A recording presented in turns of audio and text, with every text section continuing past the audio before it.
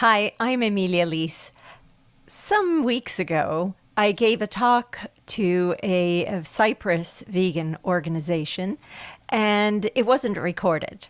So I thought, well, you know what? Let me just record it, and then I'll make it available to them and to you. And so this is what I'm doing. And I will share my screen, and then I'll tell you a little bit more about the presentation itself. Right. So when Ziba got in touch with me, she asked that I give a presentation about animals like us, essentially a talk about veganism, but through the lens of humans first. And I don't usually do that. I usually talk about, if you know anything about my work, I usually talk about animals first. Because if I'm talking about veganism, I'll center it on the issue, which is animals. And then I will, of course, make related points to humans. But in this case, we will start with humans, and I thought it was an appropriate thing. So I called it Animals Like Us, Exploring Shared Struggles Across Species. And I presented it on 18th of June of 2025 to Grow Civic, Ziba Serkbay, and quite a number of people who had dialed in from Cyprus and other places. So this is me. I'm Emilia Lees. I'm one of the authors of Think Like a Vegan. I also have my own podcast called Think Like a Vegan. I speak publicly about ethics, rewilding, veganism, and a variety of things like that. I have a rewilding project up in the Highlands of Scotland called Birchfield Highlands, and I do a bunch of other things. My career, I'm a lawyer, but I'm also a magazine editor these days, and I write for a number of different publications. You'll find my work in a bunch of different places if you just look at my website. So let's get going. So this is the outline of the various topics that I want to talk about today. So the reality for humans in animal agriculture, the reality for animals in animal agriculture. I want to very briefly talk about war, and this is a topic I've explored in my podcast a little bit, so you can listen to that. Then we'll turn to what it means to share the moral sphere, but I'll do that in a very simple way. And then I want to take a look at liberation and solidarity. I think those are two things that are extremely important for all beings on the planet. So, and this is recorded, so I won't be able to see your hand, but raise your hand if you agree. Do you believe animals are treated fairly? Do you believe human animals and non-human animals are fundamentally the same? My sense is no, I don't believe that animals are treated fairly. And yes, in a fundamental manner, I believe that human animals and non-human animals are fundamentally the same. So, big preface, big disclaimer, I am not equating human suffering and animal suffering. And I'm certainly not minimizing human suffering. If you've read Think Like a Vegan, you will know I also make this point. What I am doing is using the understanding of human injustice and unfairness to expand our circle to include all beings and to help facilitate a deeper level of understanding about the impact and effects of our actions and our choices. And often you'll see the moral circle, and you'll place some people who are near to you, dear to you, really close, and strangers on the outside and so forth. But bottom line, moral circle, it's not pie. We can expand it. We can increase it. It's not pie. It doesn't end. And it needs to be, and it must be a flexible thing. Then the big question here is, do rights still exist in light of ongoing genocide in Palestine and the U.S. style of neo-fascism? Do rights exist anymore? I don't know. It doesn't matter. And actually, I don't even think the question matters in the sense that whether they exist, I think now it's still a time to really fight for them and to perhaps maybe really understand what it is that we're talking about, what it is that we're asking, and to really re-engage with that. And perhaps now we fight for them even more than maybe we took them for when we took them for granted.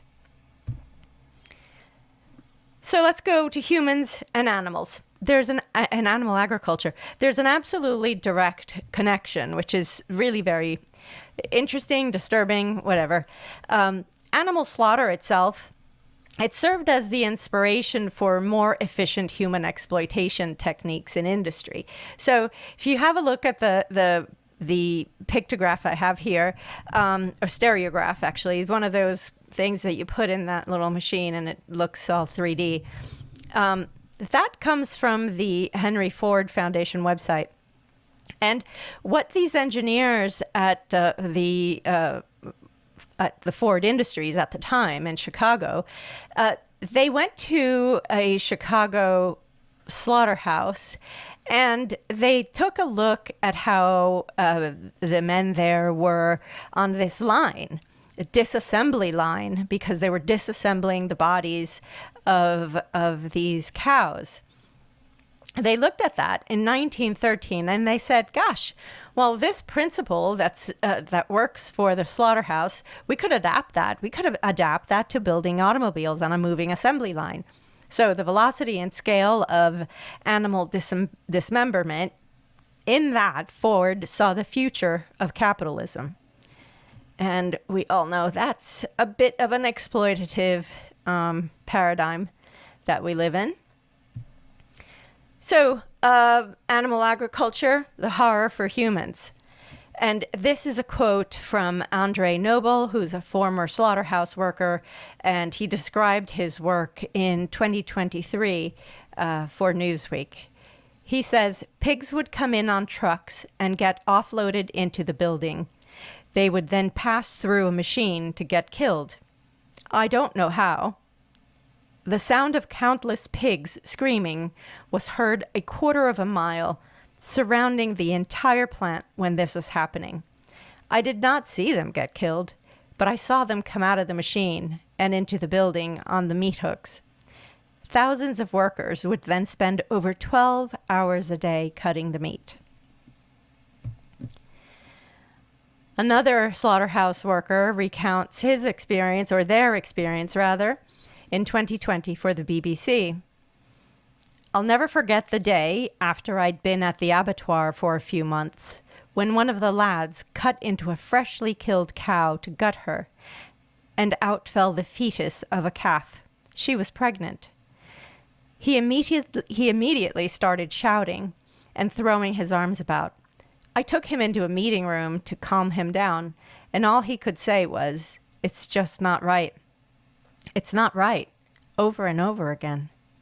These were hard men, and they rarely showed any emotion, but I could see tears prickling his eyes. Even worse than pregnant cows, though, were the young calves we sometimes had to kill. And I want to pause there and draw your attention to a couple things here. We're talking about, I don't know what kind of slaughterhouse this was, but I suspect that these cows were dairy cows. So you have the pregnant cow that was slaughtered, the fetus came out. You had the young calves that were probably most likely male calves who have no value in the dairy industry.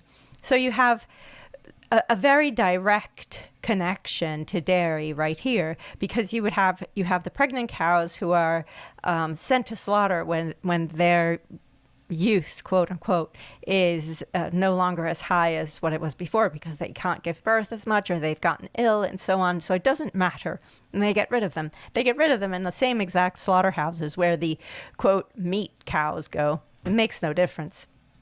And so then you have the young calves. And I want you to keep something in mind. Dairy is a kill industry. We'll come back to that in just a little bit. What else happens in animal agriculture? So there's physical injuries, as you can imagine. So here, have a look. So you've got severe injury tracking, which is something that's been done since 2015. This is in the U.S. Tyson Foods, you've heard of them. They're the largest U.S. meat company. They averaged 1 amputation per month in the first 9 months of tracking. They reported 279 severe injuries in 7 years. But underreporting is likely due to worker fears and employer cost avoidance. And I want to talk a little bit about that. So a lot of the workers who work in animal agriculture, they are marginalized people. They sometimes are migrants who may or may not have the correct papers to be there. Often they don't. And other marginalized people who have limited options on different jobs that they can do. And these slaughterhouses and animal agriculture places, including like chicken farms and so forth, they're often located in poorer neighborhoods that also have limited economic options. So the slaughterhouses, the chicken farms, the pig farms and so forth, they go there and they say, hey, look, we're going to set up and we're going to give jobs and all this stuff. But then what they leave behind is a lot of health problems from all the contamination from these establishments. But that gets into a bit more detail there. So, of course, actually, before I move on from that, so if folks are marginalized, they have a real fear of losing that job. So if they have that fear, they're not going to want to report to their managers about their injuries. And if they have fears that the manager is going to say, well, that's okay, I'm going to call the immigration authorities on you and you're going to disappear, that's terrifying. I can't imagine what that is. So there's all these different fears going on there. And yet we still have really high numbers. So Tyson, which has 33% more workers than Ford, they had 6 times the number of reported severe injuries. And JBS and Pilgrim's Pride, which is also I think it's the second largest meat and animal products company in the U.S. They have slightly fewer workers than Ford does, which is a big automobile company, and they reported 4 times the number of severe injuries. From an Oxfam report, so this is a little bit more global, but from Britain, poultry workers wore diapers to avoid bathroom breaks and meet work quotas. Yes, you'll say, but we hear about this for workers at Amazon. And you're absolutely right. Do we also hear about the injustices and oppression of workers in plant agriculture? Yes, absolutely. They're all wrong. And I'm not saying that one is worse than the other in some ways, but I am making the point that this happens even there in animal agriculture, and it's just as awful. Then we have the COVID-19 impact between 2020 and 2021. COVID-19 deaths among meat and poultry workers exceeded all industry fatalities from the previous 15 years. So once again, yes, if we are going to put it on a scale, we are going to put animal agriculture as a very difficult industry for people. There are musculoskeletal disorders. 81% of chicken and 46% of pig processing workers risk bone, joint, muscle disorders due to the thousands of repetitive motions daily. Thousands of repetitive motions, you say. Why? Why is that? Well, because the work isn't that they're going to be working there for 8 hours, 12 hours, or whatever. No, it's piece rate work. So that means they're paid per piece, not hourly. So they're incentivized to work faster and faster. And as an example, chicken workers handle 140 to 175 birds per minute. Imagine that. Of course, that kind of speed increases the injury risks. Dairy is a kill industry. I'm going to go back to that. And I want you to just think about, again, the testimony from the slaughterhouse worker about the pregnant cow and the calves. And then I'm going to use this specific example from India because they're the world's #1 producer of dairy and the #2 exporter of beef. Sometimes they're #1, but generally they're #2. It kind of goes back and forth. And you're going to say to me, oh, why are you using India? They revere cows and so forth. And slaughtering is prohibited in many states, as is eating meat is prohibited in many states. Well, there's a fantastic book which I highly recommend called Mother Cow, Mother India. And the author, Professor Narayanan, she says, unauthorized small-scale backyard abattoir operations, which account overwhelmingly for animal slaughtering in India and indeed throughout the global south. Cow slaughtering in India specifically needs to occur almost entirely in the illegal economy due to the legislative prohibitions on cow killing in most of the country. India's dairy sector almost wholly relies on these unclassified cow slaughterhouses and the precarious, racialized labor enmeshed in them. Most dairy workers in India are poor, landless, and of the, quote, lowest castes, often living in cramped, unsanitary, and unsafe conditions, just like the bovines themselves. So here you see a direct connection of the just the absolute horror that the dairy industry is for people and cows.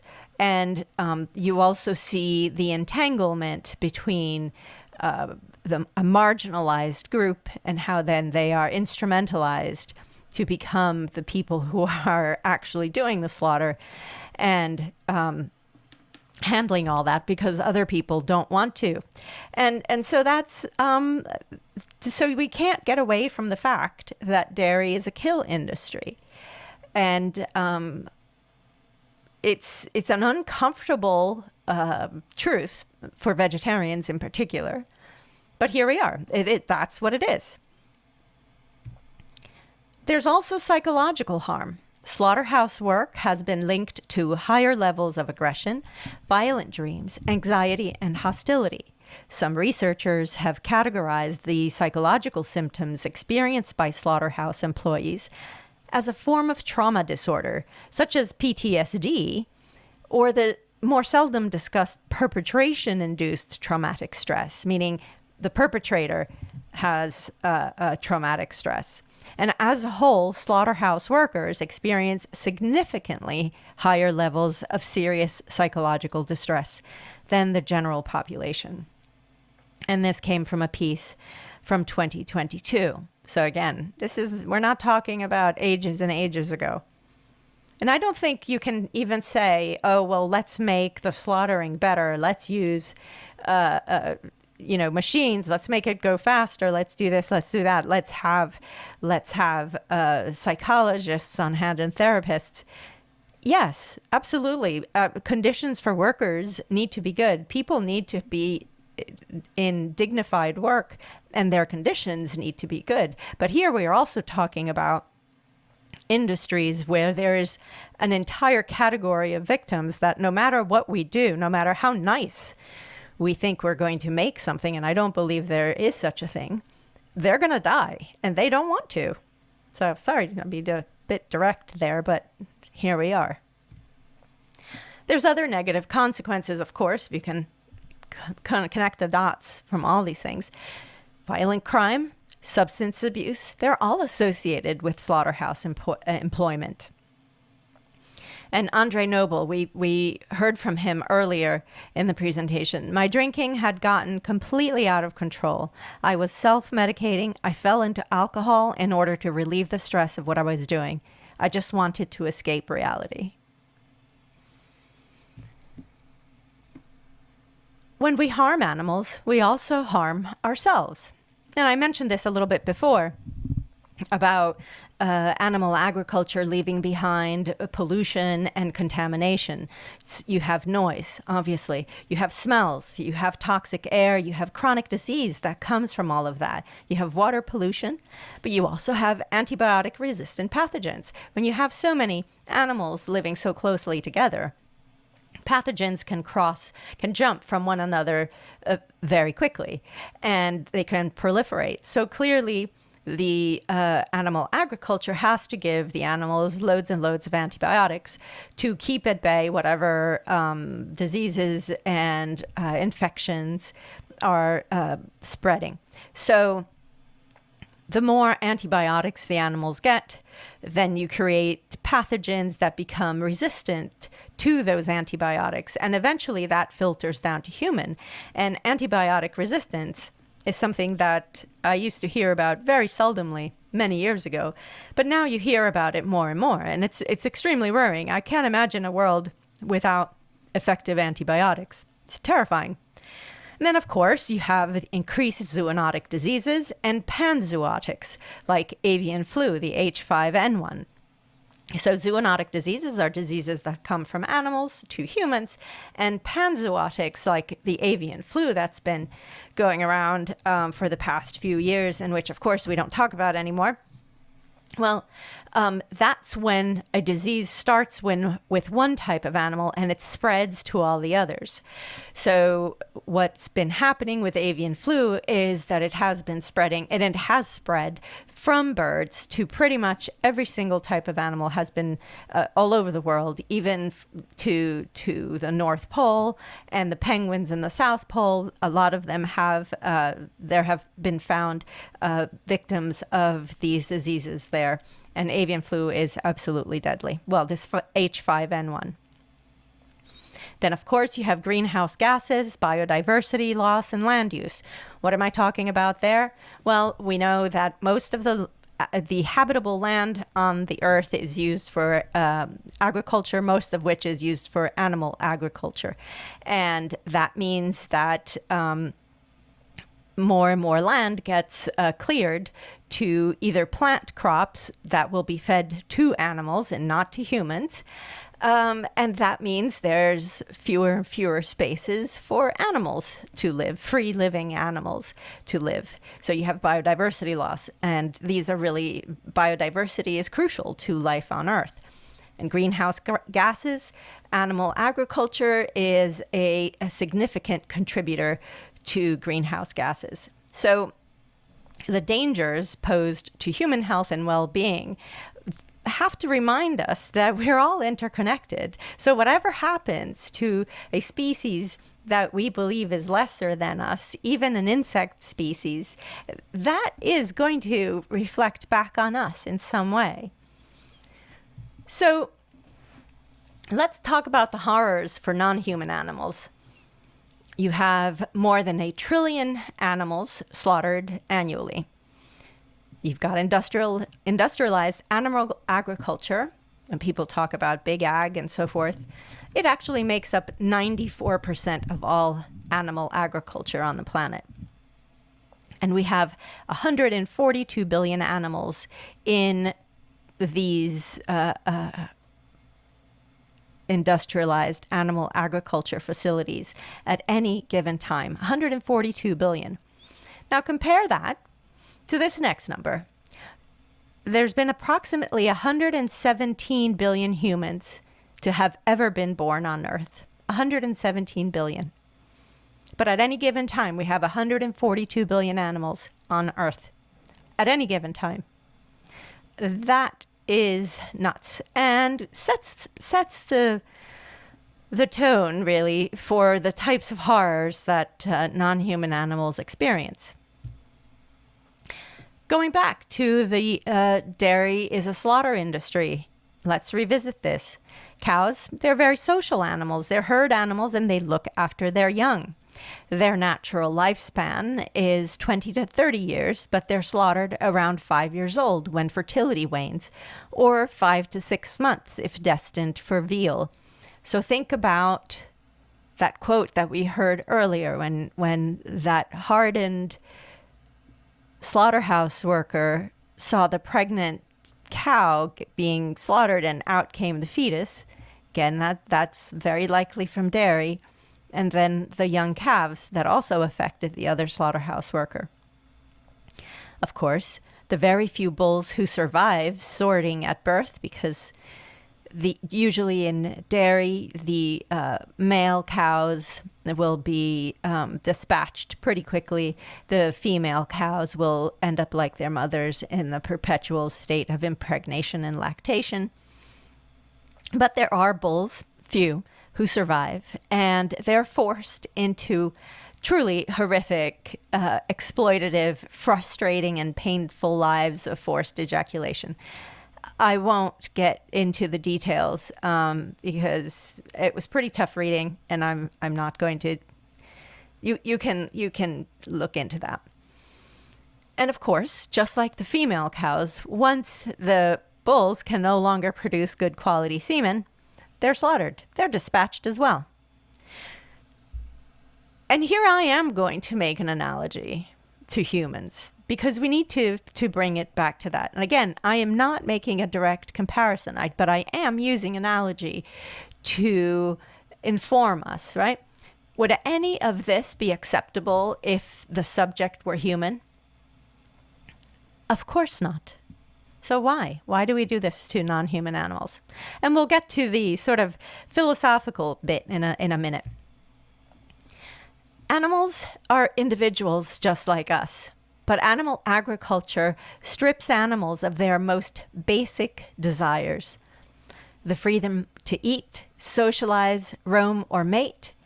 And they're not treated like the individuals they are. Instead, they're reduced to mere objects for consumption.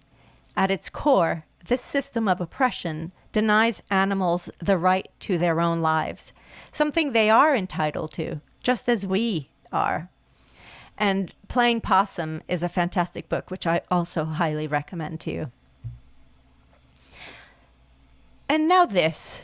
I said I was going to talk a little bit about war, and I do want to talk about that. I saw these two photos somewhat recently, and here you have, on the left-hand side, you have a nest that has all these filaments on it. Right? And you say, oh my goodness, the birdies are using the filaments that are left from the drones that are bombing people in Ukraine, and they're using it to build their nests.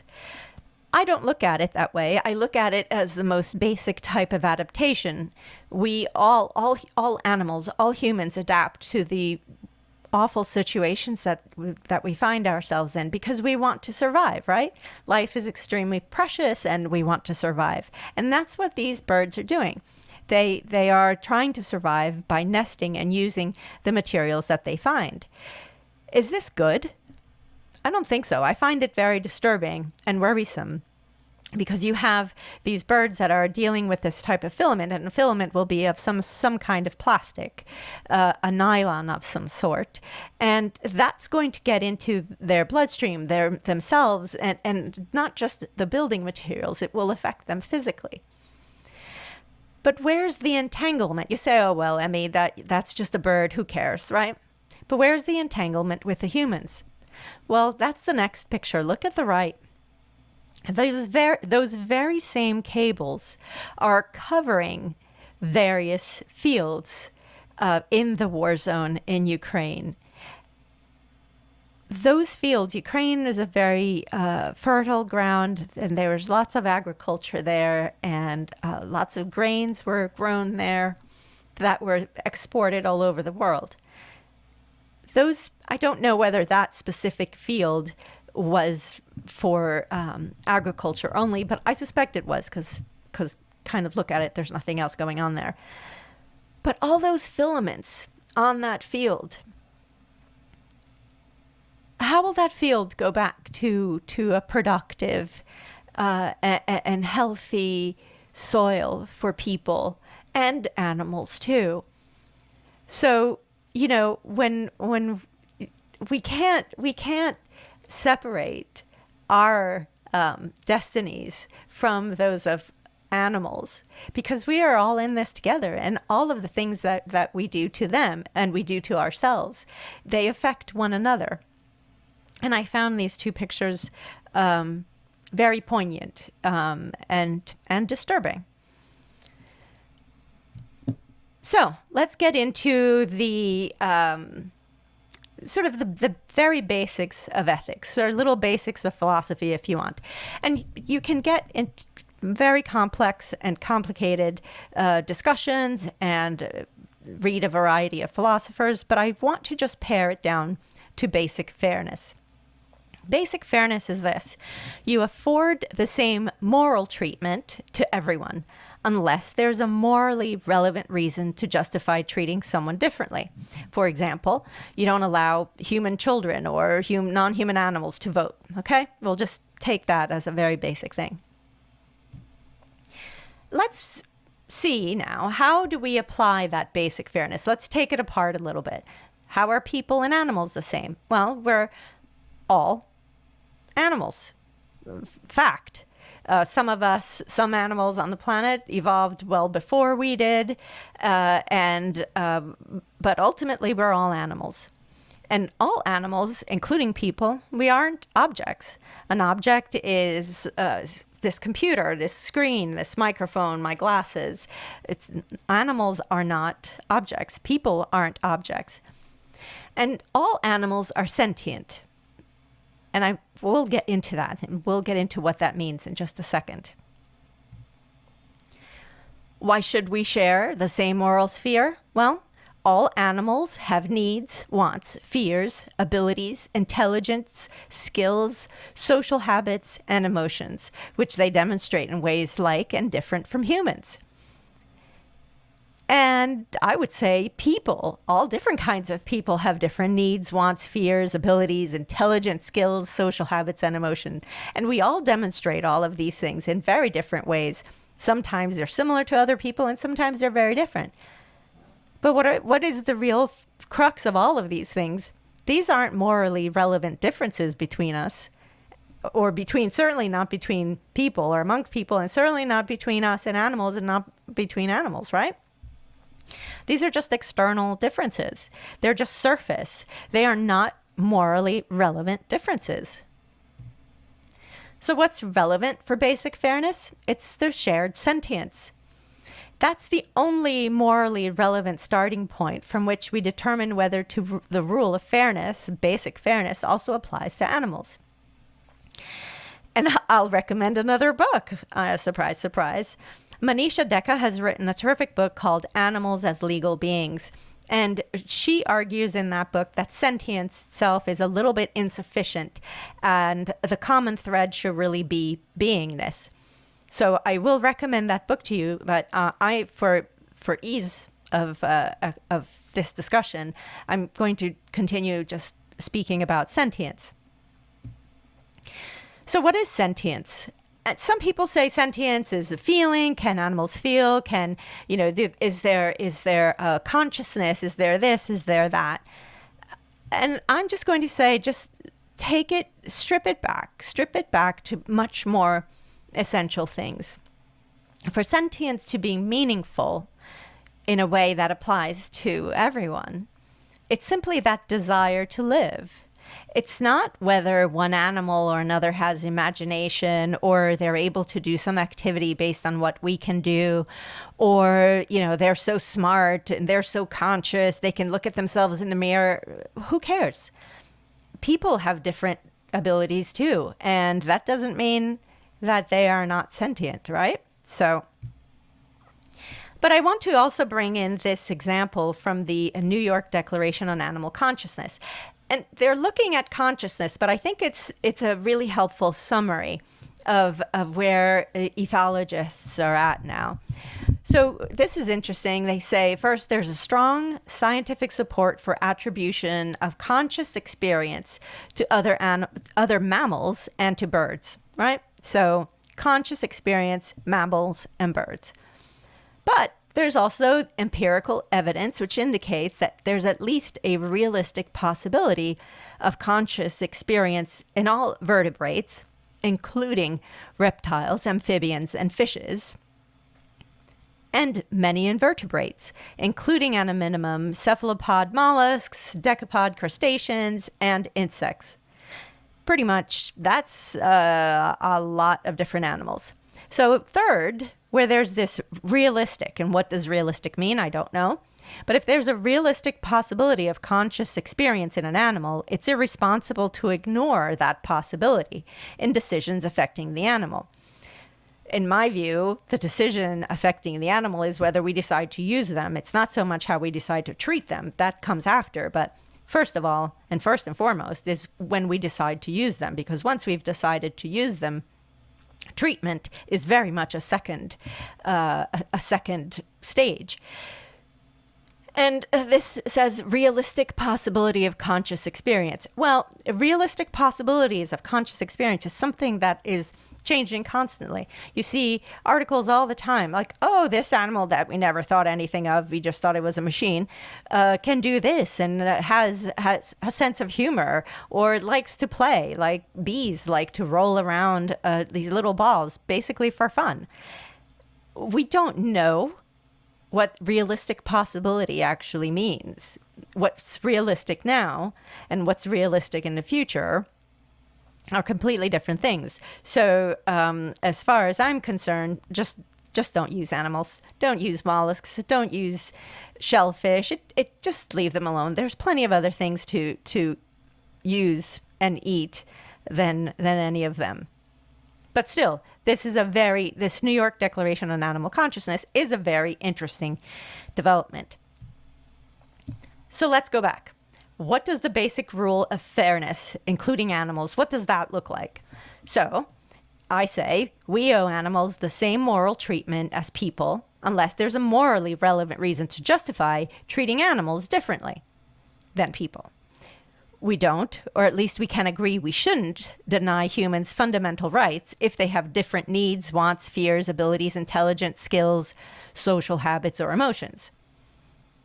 And understanding that we owe a group the same moral treatment is actually a really important thing, because it makes clear these essential rights aren't something that we give and take as we fancy or as a matter of kindness. Compassion and kindness are very important things, but nobody owes me compassion or kindness. But my rights as a person, those exist irrespective of someone else's compassion and kindness towards me. And I can demand that they recognize those. Of course, you're going to say, yes, but look at the world we live in. And I'll say, yes, look at the world we live in. So fight harder. And these last two slides are sort of putting things back together again. Veganism is often called something, oh, well, you only care about animals, you don't care about people, which we've shown that's just not true in the slightest. And veganism is just a lifestyle. It's a consumerist lifestyle, and that's it. Well, in 1951, Leslie Cross, who was one of the early pioneers of the Vegan Society in the UK, he wrote this about the Vegan Society in the magazine of the Vegan Society at the time. The society, the Vegan Society, has clearly come out on the side of the liberators. It is not so much welfare that we seek as freedom. Our aim is not to make the present relationship between man and animal more tolerable, but to abolish it and replace it by something more worthy of man's high estate. In short, our aim is to set the creatures free, to return them to the balance and sanity of nature, which is their rightful place. You're going to say, well, this language and that language.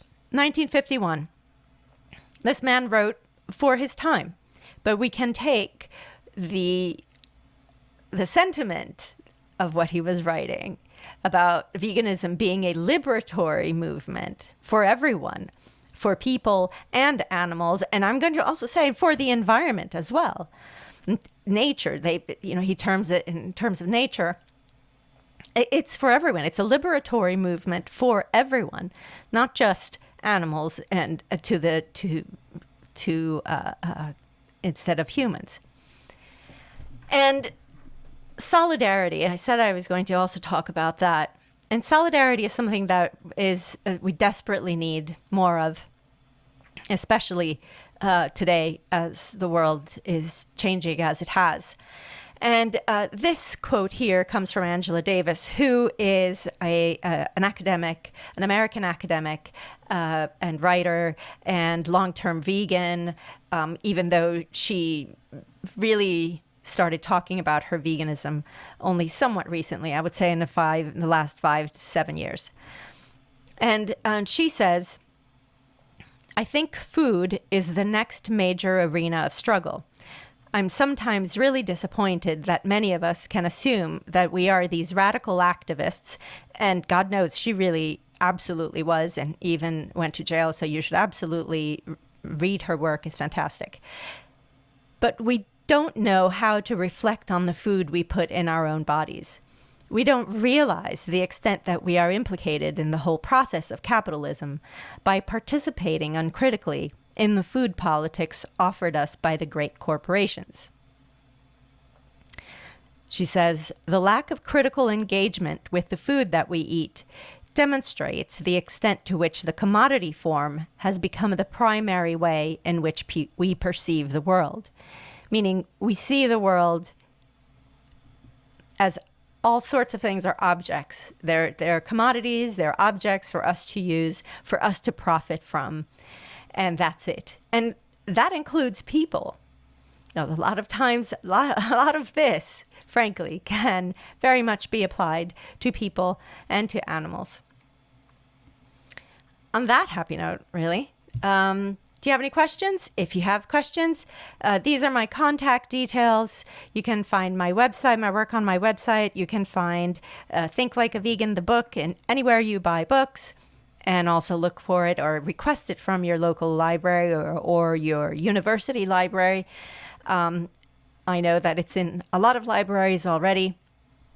And it's also an audiobook. If you're not a print book kind of person, you'll find it on audiobook. And of course, if you're interested to hear more topics on veganism, check out the podcast Think Like a Vegan, and it's streaming on all of the platforms all over the place, and actually on this channel as well. I don't do video interviews because I like to leave people be, and but you can hear the audio on this channel. And with that, thank you so much.